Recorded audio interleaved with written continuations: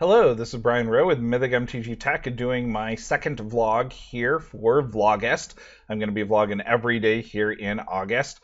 We are in the middle of the Pro Tour, so I'm really going to talk about card evaluation today and what I do whenever there's a major event like a Pro Tour. We've got two cards here that I threw up on my Instagram earlier today, Exquisite Firecraft and Abbot of the Cur Keep. These are both jumping up in price. They've doubled since last night, and they will likely double again. 3 decks in the top 8 of Pro Tour Origins are playing them. Let me pull one of those decks up here, and then I'm actually going to go through each of these decks and talk to you about what I kind of think the financial impact of these decks will be. But 3 decks, including the Pro Tour winner, is playing 4 copies of Abbot and multiple copies of Exquisite Firecraft. Both of these cards were on my top 10 Origins list.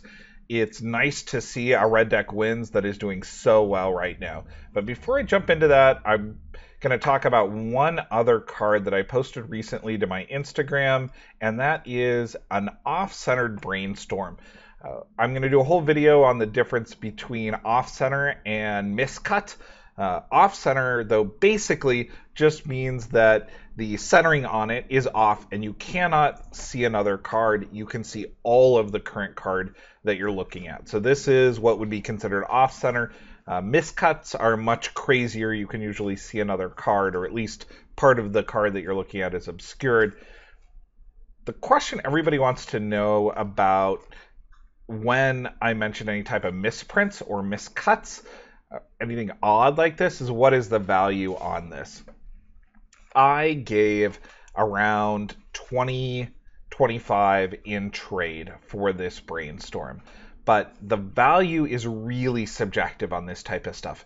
You've got to find someone who wants it, and the market is really small for anything that is this odd or unusual. And this isn't even that odd of a piece overall. I like it. It's going to fall into my miscut off-center oddities collection very, very well. What really determines the value on these is how playable it is and how weird it is, along with a few other factors. If it's foreign, that definitely helps. There's other things that go into it, but those are really the 2 big ones. What I like about this one in particular is that a judge is always going to allow you to play this, and that's a big plus for me. There are people who like miscuts more, where you can see multiple cards, but a judge isn't always going to let you play that. This here, there's no reason for a judge to deny it. And when it comes to playable cards, this is tier 1, top of the playability list for Legacy. So I was happy to make the trade that I did for this card. Now let's head over to the Pro Tour stuff. We've got 8 decks here to look at, and actually 3 of them are red deck wins. They're almost identical to the deck that won the Pro Tour today. And the important thing about this deck is to look at the cards from Origins, because those have the most potential to move, and to move quickly in the next day or 2. Fairy Impulse is only a singleton here, but Exquisite Firecraft and Abbot of Cur Keep are both 4-ofs in this deck. I'm also really curious if Abbot is only playable in Standard or if he has any Modern reach. Really, really powerful card. I'm going to be watching through the video coverage for this also to see if he might be Modern playable. The other cards in this deck are pretty well known as powerhouses, especially Eidolon of the Great Revel. Eidolon is already super strong in Modern and in Legacy. The foils on this are a long-term investment. Great card. If you don't already have them, it's probably too late to pick them up. But Avid and Exquisite Fireblood, at least for Standard, are well worth picking up in the next day or 2 here, especially if you can beat the price jump on them. Let's just run through each of these decks. We've got a Megamorph deck, which is something we've seen for a while here. Siege Rhino's a 4-of, but Siege Rhino just got reprinted in the dual deck, so I don't see any big move on it. from an investment perspective, the big thing that comes out of this deck is Languish. Languish is super powerful when you've got 5 toughness creatures that are going to stay on the board after you cast Languish. And there's 2 Languish in this deck. We're also seeing Windswept Heath as a 4 of, although it was just reprinted. Temple of Malady is one that I think is actually might be modern playable. That's a 4 of here overall. In the sideboard, we've got a 3rd copy of Languish.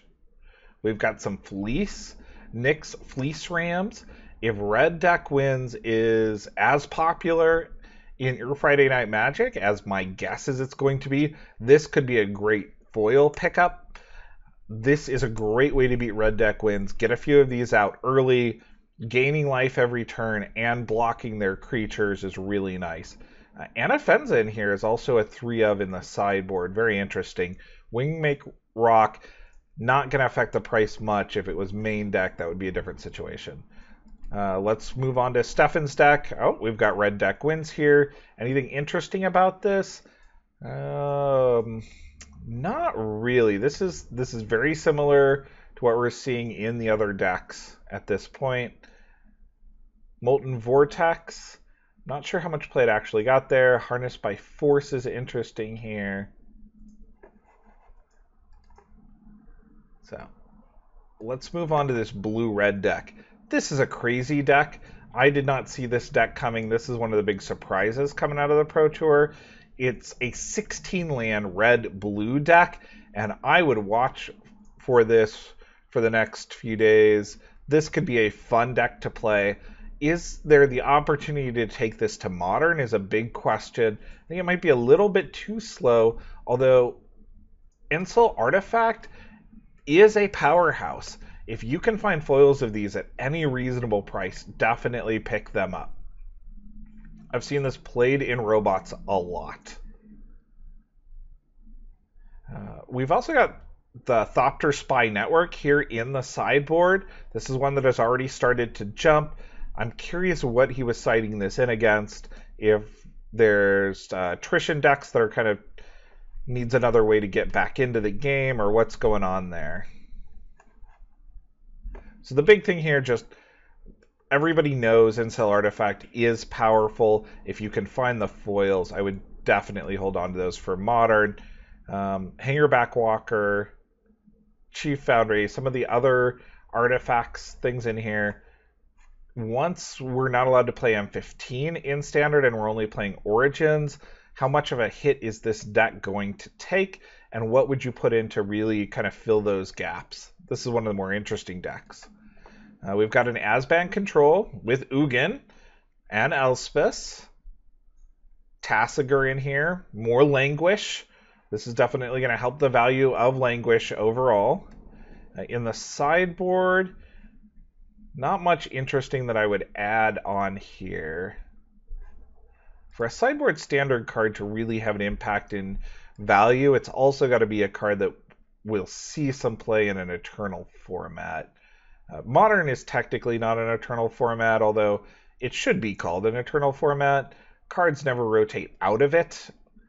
Ooh, 4 Shrine to Nykthos here. This is very typical of a lot of different builds that we've seen.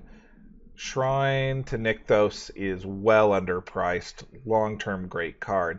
2 more Ugins in the sideboard. Ugin is still on my pickup list here. We've got 2 more Red Deck Wins that I'm just going to go through super quickly on these. There's not a lot that's different on them. I thought the inclusion of a Titan Strength was interesting to win some of those combat battles.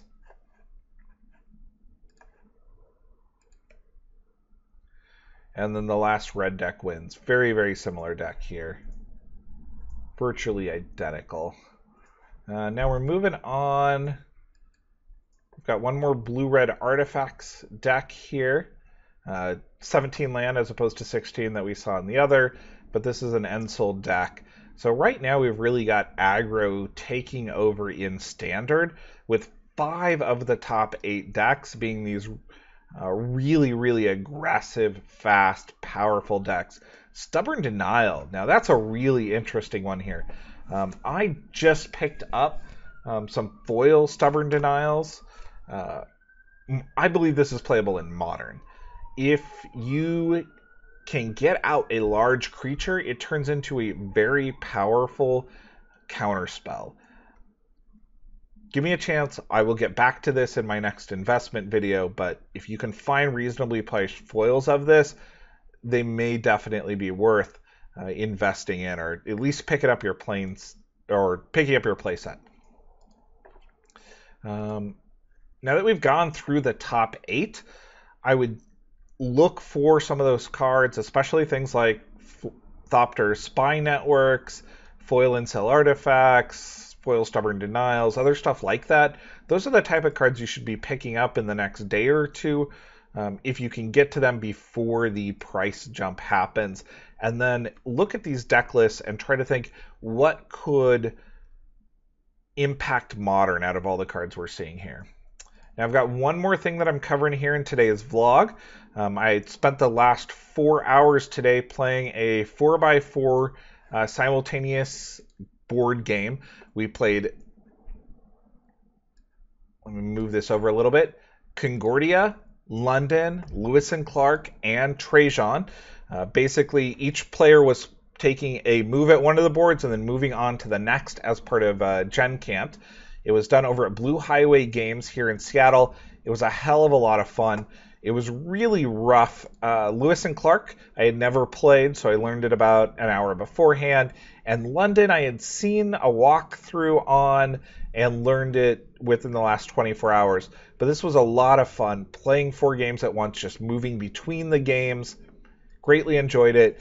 Quick thoughts on the games. Concordia is a solid medium strategy game, open information. I liked it a lot. I think that generally more competitive Magic players would like it. London is much more of an engine builder. It's a little more obscure how you have to manage your city to get points. It probably takes 2 or 3 playthroughs to really get into before you understand what's going on. I did enjoy it. It was probably my 3rd on the list, though.